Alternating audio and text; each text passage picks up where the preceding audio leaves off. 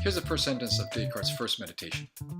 Some years ago, I was struck by the large number of falsehoods that I had accepted as true in my childhood, and by the highly doubtful nature of the whole edifice that I had subsequently based on. Could that be you uttering that sentence? If it could be, then Descartes thinks you have the right level of philosophical maturity to accept his invitation to philosophy. You see, for Descartes, his philosophical journey is going to be a quest for certainty. And it's a journey that he wants you to join him on. He wants you to participate in the activity of philosophy by thinking clearly, rigorously, and methodically with him. His promise is that although you'll have to question some things you've held to be true, maybe since you were a child, in the end you will gain great clarity and depth of understanding. Because what you will discover as you travel with Descartes in this journey on the quest for certainty are absolute and certain truths that are unshakable and unrevisable, and that can serve as the foundations of all of your future beliefs. Now, when I explain it that way, it sounds as if Descartes is asking you to undertake a deeply personal journey of self-discovery, and indeed, in a way, he is.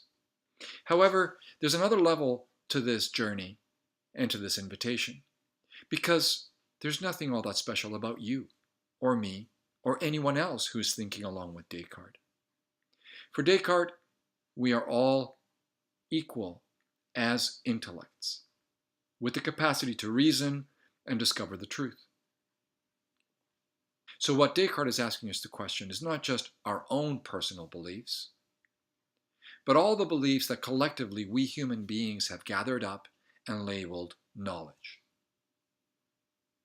What if just once in the course of human history we could go through everything that we think counts as knowledge, just to check to determine whether it really is knowledge?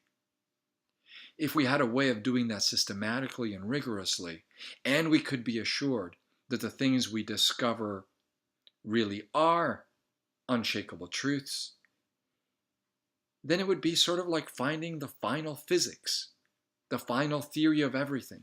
We might not have all the details worked out, but we would have the fundamental laws of nature, the fundamental laws of physics, and even more importantly for Descartes, the fundamental laws of metaphysics.